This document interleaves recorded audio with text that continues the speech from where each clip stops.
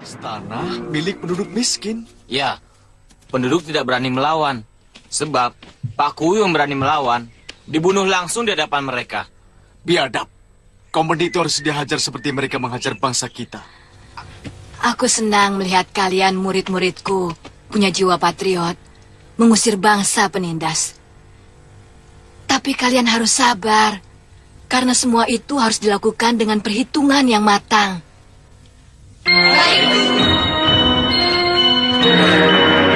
Sepertinya Mahesa sudah sehat. Pasti Dewi Racun sendiri yang mengobatinya. Mahesa bersedia mengawini saya, Ayah. Saya harus menikah dengan dia. Apa iya? Iya. Ayah tidak percaya saya bilang iya.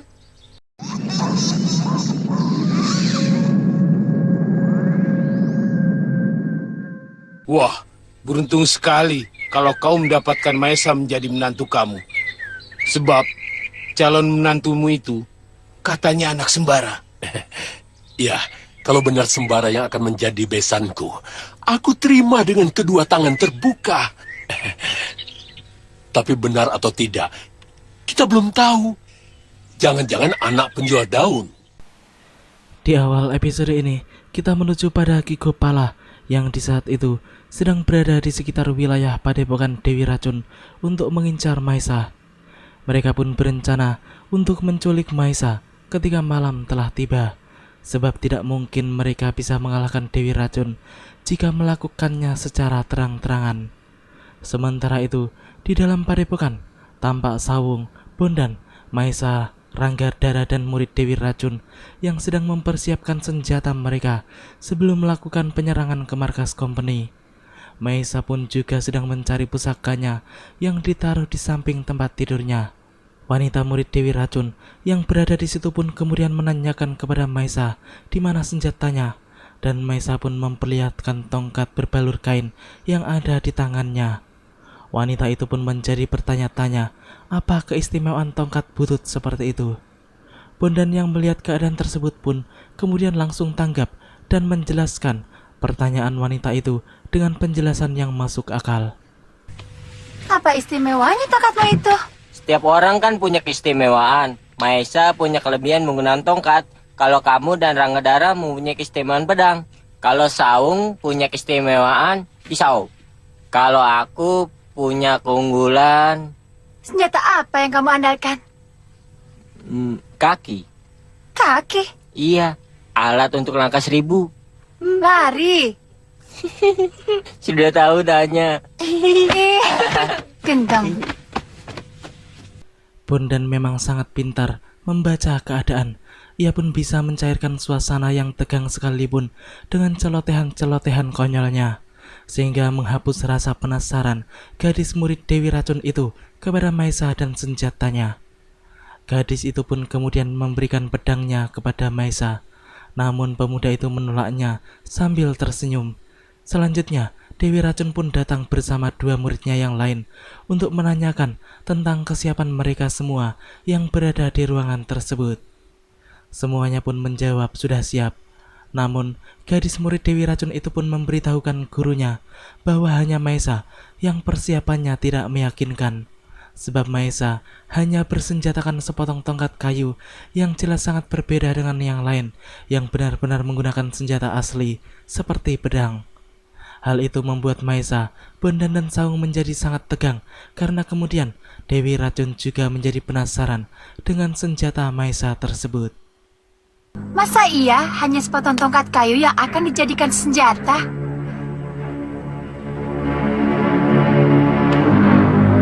Coba aku lihat. Bukankah kemarin Nyai Dewi sudah melihatnya? Perkataanmu itu semakin membuat aku penasaran. Ada apa dengan tongkatmu itu? Sini.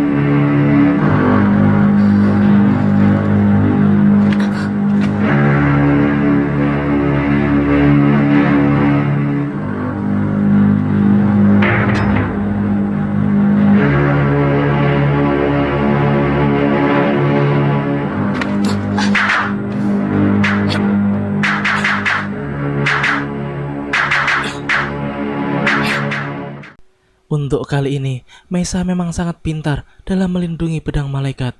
Ia pun memamerkan jurus-jurus tongkatnya itu kepada mereka semua, sehingga mengalihkan perhatian Dewi Racun agar tidak sampai membuka kain pelindung pedang malaikat. Malam itu, Gopala dan rombongannya pun mulai mendekati padepokan Dewi Racun. Mereka pun mengintai dari jauh pergerakan Maisa. Tak lama kemudian, Dewi Racun beserta rombongannya pun segera bergerak cepat menuju arah Kadipaten Rembang. Ranggadara yang juga berperan sebagai penunjuk jalan menjelaskan kalau ada 2 markas company, yaitu di kota dan juga di desa Jambe. Dewi Racun pun memutuskan untuk menyerang markas yang dekat saja, yaitu desa Jambe. Gopala bersama rombongannya pun merasa aneh kalau Dewi Racun mau menyerang markas company, sebab ia merasa bahwa company sangat kuat dan sulit untuk ditaklukkan. Ketika pagi hari telah tiba, mendadak Maisa pun menyuruh mereka semua untuk berhenti guna mengatur strategi. Sebaiknya kita mencari tempat untuk istirahat dan berunding merencanakan taktik dan siasat. Saya kenal daerah sini. Di depan sana ada sebuah desa lama, dan juga ada penginapan. Ya, penginapan Kimangun. Kenapa harus di penginapan? Kita bisa istirahat di mana saja. Tapi kan kita mau berhadapan dengan company. Jadi kita membutuhkan tempat yang layak dan juga untuk markas. Membuat markas di mana saja juga jadi, ya kan? Sudah, jangan ribut. Kita sudah keluar dari wilayah kita. Berarti kita harus bisa menyesuaikan diri di wilayah baru. Jadi, saya sependapat dengan Ranggadara untuk menginap. Ya, Akur. Pasukan manapun kalau mau perang membutuhkan markas. Nah, penginapan itu bisa dijadikan markas. Untuk markas sementara. Para pemuda itu pun tampaknya memang cerdas-cerdas, sehingga mereka memiliki pemikiran yang gemilang dan matang, serta tidak terburu-buru. Kini mereka pun telah sampai di penginapan Kimangun yang tampak begitu mewah, dan sepertinya Dewi Racun dan pemilik penginapan itu sudah saling mengenal satu sama lain. Mereka pun terlihat seperti 2 sahabat yang sudah lama tidak bertemu. Dewi Racun pun kemudian memberitahukan kalau mereka akan ke desa Jambe guna menghadiri perkawinan temannya, dan mereka ingin beristirahat di tempat tersebut sebab telah kecapekan sesudah berjalan jauh. Namun Kimangun memberitahukan kalau kamar yang kosong hanya ada 3 saja. Tapi yang kosong hanya 3 kamar. Bagaimana Mahesa? Tidak masalahnya Dewi, semua bisa diatur. 3 kamar lebih dari cukup. Nyai Dewi kamar sendiri, Wina, Siwu, dan Parti 1 kamar. Nah, saya, Sawung, Bondan, dan Ranggadara juga 1 kamar. Baik. Nyi Dewi, kamarnya di sebelah situ. Terima kasih. Mari, silakan. Kini kita menuju pada sebuah desa, di mana pada malam itu tampak seorang pemuda yang masuk ke dalam rumah salah seorang warga desa dalam keadaan sakit dan lemah. Ia pun kemudian ditolong oleh pemilik rumah yang terdiri dari seorang lelaki setengah baya dan juga putrinya yang bernama Surtini. Pemuda yang pingsan itu pun lalu dibawa ke tempat pembaringan. Di sana, ia meminta ditemani oleh Surtini, anak lelaki tua tersebut. Sepertinya penghuni rumah tersebut telah mengenal siapa pemuda yang tiba-tiba datang itu, sehingga mereka tidak perlu bertanya panjang lebar tentang pemuda tersebut. Tak lama kemudian, pintu rumah orang itu pun ada yang mengetuk, sehingga ia pun bertanya-tanya siapakah yang telah mengetuk pintu pada tengah malam seperti itu. Setelah membukakan pintu, ia pun cukup terkejut karena yang ada di hadapannya adalah seorang kiai yang kelihatan terburu-buru seperti sedang mengejar buronan. Lelaki itu pun kemudian mempertanyakan siapa kiai itu dan apa yang hendak dilakukannya di rumahnya. Kiai Jamas pun menjawab seadanya karena ia sedang fokus terhadap buronannya. Aku sedang mengejar buronan. Buronan? Loh, kok langsung nyelonong saja? Apa-apaan kiai ini? Tidak tahu aturan. Anakmu mana? Ya ampun, tunggu. Anak kamu menjadi korban gerandong. Apa itu korban gerandong, Kiai? korban manusia setan. Yang hanya bisa hidup dengan menghisap darah manusia. Aku tidak bisa menjelaskan lebih banyak lagi. Tunggu.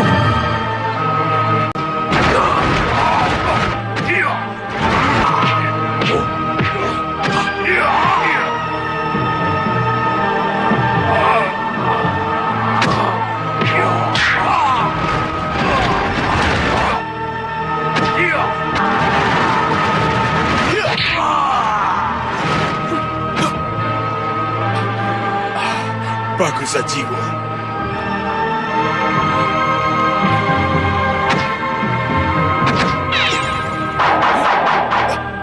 Tombak Nur Alif. Sekarang tamat riwayat Putrano. Kedatangan Bagus Sajiwo tampaknya sangat membantu Kiai Jamas yang cukup kesulitan menghadapi makhluk iblis tersebut. Kini dengan senjata pusaka andalannya yang bernama tongkat Nur Alif, Bagus Sajiwo pun berusaha mencecar Grandong dan menghajarnya berkali-kali. Namun sepertinya makhluk jelek itu tidak mudah untuk ditaklukkan karena ia memiliki daya tahan tubuh yang sangat kuat. Walaupun Bagus Sajiwo berhasil mendaratkan tendangan dan pukulan telak di tubuh makhluk itu secara beruntun, namun ia tetap saja mampu memberikan serangan-serangan balasan yang sangat berbahaya. Bagus Sajiwo memang pendekar hebat, walaupun Grandong tidak bisa ditaklukkan dengan cepat, akan tetapi paling tidak makhluk itu juga tidak bisa menjamah dirinya sedikit pun.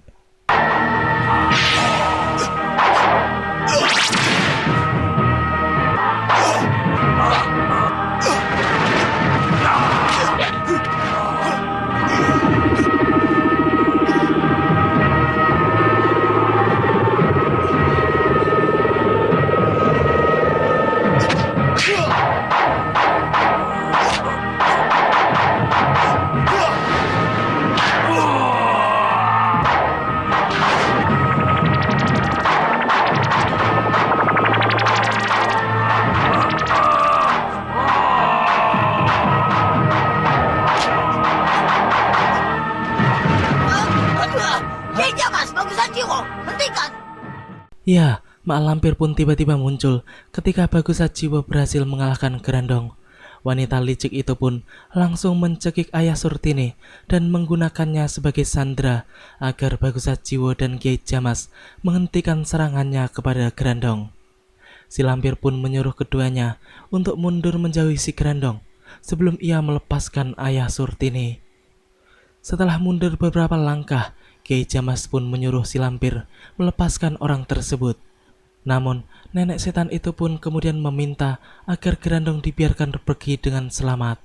Akan tetapi, Bagus Sajiwo dan Kiai Jamas dengan penuh ancaman juga meminta agar Surtini dibebaskan. Hal itu membuat mak lampir menjadi ciut juga nyalinya. Kalau kau tidak menyerahkan Surtini, aku bersumpah malam ini di sini kita akan sama-sama menggali kuburan.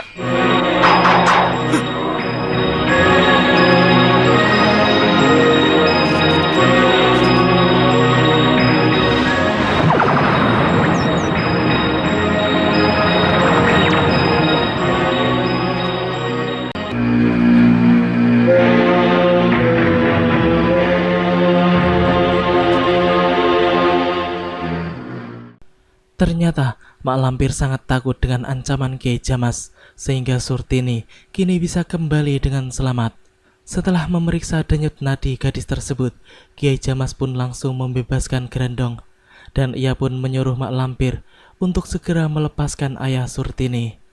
Setelah semuanya bebas, mak lampir dan Grandong pun segera kabur dari tempat tersebut. Setelah keduanya menghilang, Bagus Sajiwo pun tampak kesal karena ia gagal lagi untuk membinasakan Grandong, padahal makhluk itu sudah dikalahkannya. Kiai Jamas pun berusaha meredam kekesalan Bagus Sajiwo karena semua itu demi nyawa Surtini.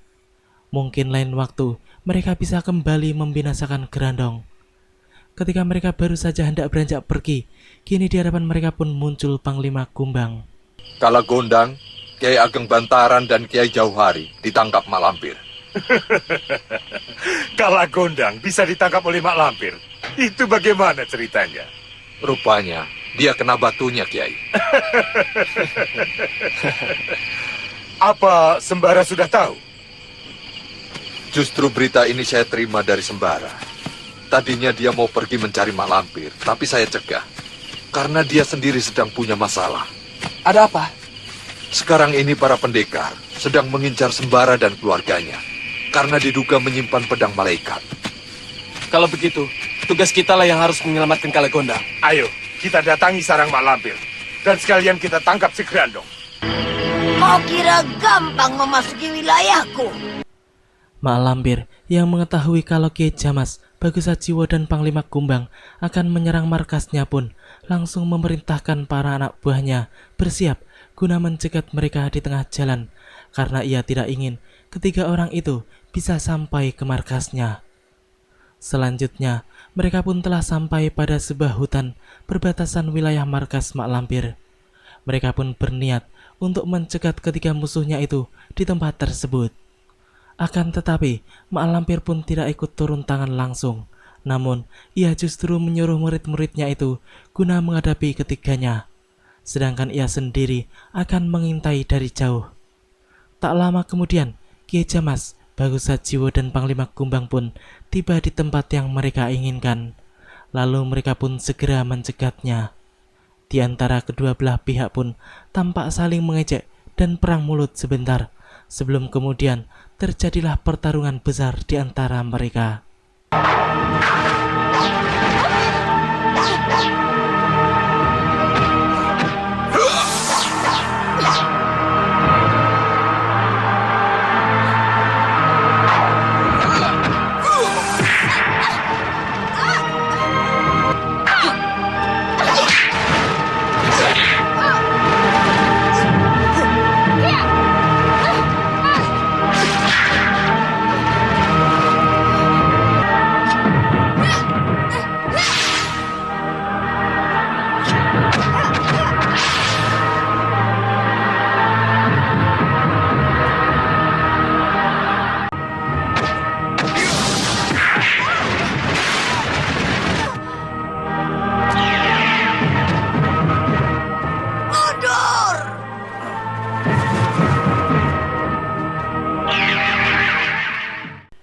Dasar lampir peot pengecut, mereka pun langsung kabur setelah merasa tidak mungkin untuk bisa melanjutkan pertarungan.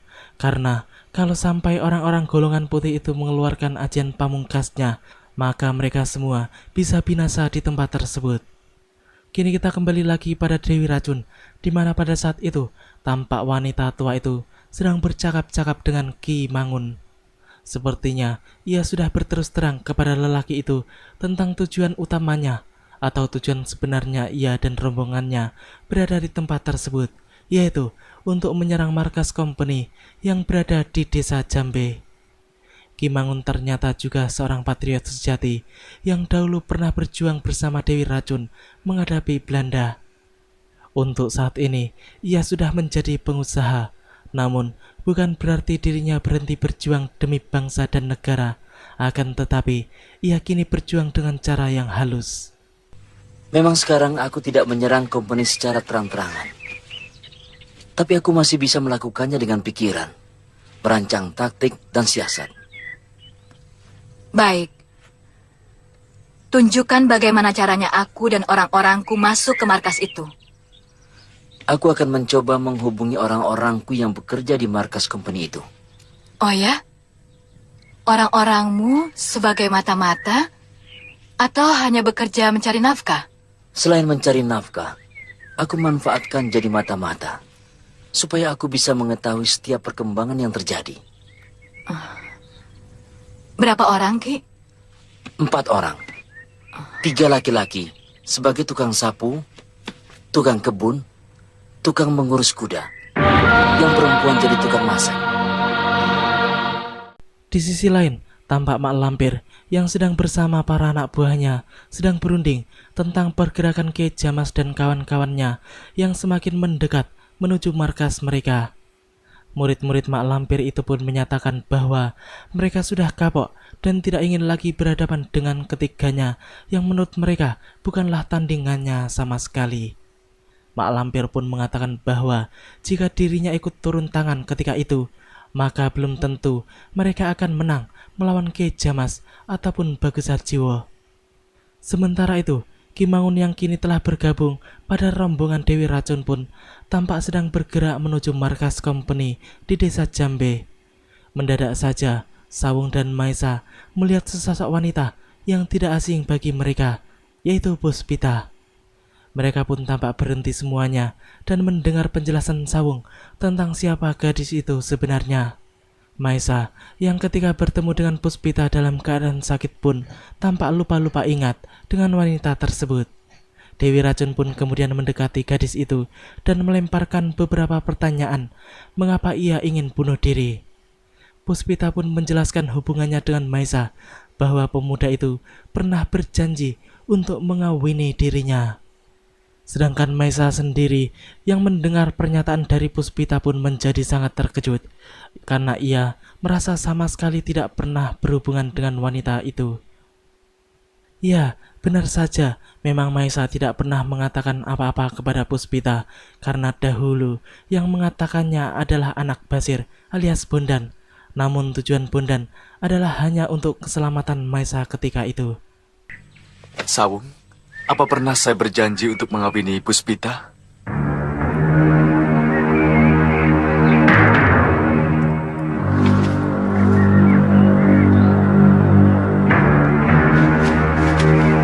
Kamu sih? Bangunlah. Usaplah air matamu. Puspita, benar mau ikut rombongan ini. Oh ya, aku ikut.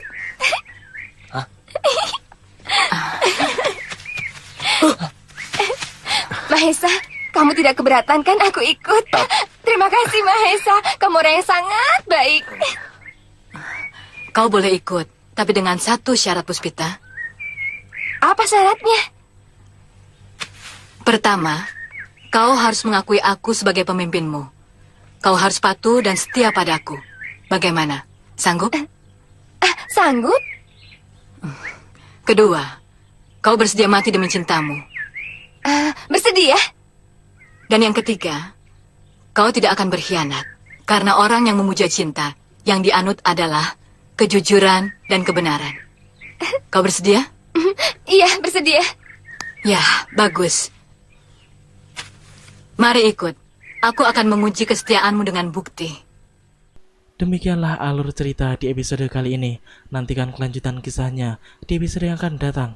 Terima kasih bagi teman-teman semua yang udah mau nonton. Jangan lupa subscribe dan share, dan juga nyalain notifnya. Assalamualaikum warahmatullahi wabarakatuh.